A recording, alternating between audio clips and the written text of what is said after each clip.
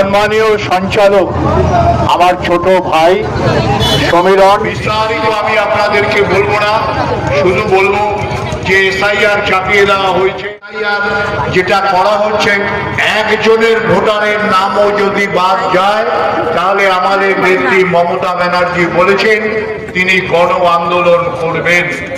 আমরা সেই গণ আন্দোলনে সামিল হব। আমার নেত্রী, আমার নেতা অভিষেক বন্দ্যোপাধ্যায় বলেছেন যদি এসআইআর এর নাম করে আমাদের উপরে কোনো খালাশাহী নেমে আসে তাহলে তা আমরা বরদাস্ত করব না। আমার নেত্রী মমতা ব্যানার্জি বলেছেন আমাদের যে কর্মসূচি, সেই কর্মসূচি আমাদের চালিয়ে যেতে হবে এবং সেই কর্মসূচিতে আমরা দারুণভাবে অংশগ্রহণ করব। এই লড়াই বাংলা ভাষার বিরুদ্ধে দিল্লিতে বিজেপির নেতারা বলছেন বাংলা ভাষা কোনো ভাষা নয়, অথচ ওরা জানেন না পৃথিবীর 27 কোটি মানুষ, তার বেশি হবে হয়তো, তারা বাংলা ভাষায় কথা বলে।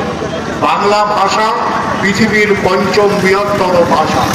সেই ভাষাকে মূর্খের মতো তিনি বললেন যে না, এই বাংলা ভাষা কোনো ভাষা নয়। নির্বোধদের বলার কোনো ভাষা নেই। বনবনিয়ায় আমি দীর্ঘদিন ধরে আছি। বনবনিয়ায় আমার পরিচিতি, বিভিন্ন পাড়ায় পাড়ায়, অঞ্চলে অঞ্চলে, গ্রামে গ্রামে, বুথে বুথে আমি ঘুরেছি। আমার যিনি সহযোদ্ধা ছিলেন তার নাম স্বর্গীয় উৎপল তালুকদার। উৎপলদাকে আমি সশ্রদ্ধ প্রণাম জানাই। আমার খারাপ লাগছে আজকে উৎপলদা নেই। ভাষা আমার অনেকটা আউড়ে যাচ্ছে। এখানে সুমিত্রা রয়েছেন, এখানে আমাদের সমীর রয়েছে, তন্ময় রয়েছে, গৌর রয়েছে, আমাদের আরো অনেকে, মুখার্জিরা, এরা যদি থাকে আমি নিশ্চিতভাবে বলতে পারি তৃণমূল কংগ্রেসের পতাকা অনেক উপরে উঠবে। এখান থেকে কেউ নামাতে পারবে না। এই সহযোদ্ধাদেরকে আপনারা সব রকম সহযোগিতা করবেন। এই নমস্কার, ভালো থাকবেন। তৃণমূল কংগ্রেস জিন্দাবাদ, মমতা ব্যানার্জি জিন্দাবাদ, অভিষেক ব্যানার্জি জিন্দাবাদ। তৃণমূল কংগ্রেস আমাদের নিজেদের দল, এই দলকে আঁকড়ে রাখার দায়িত্ব আমাদের সকলের।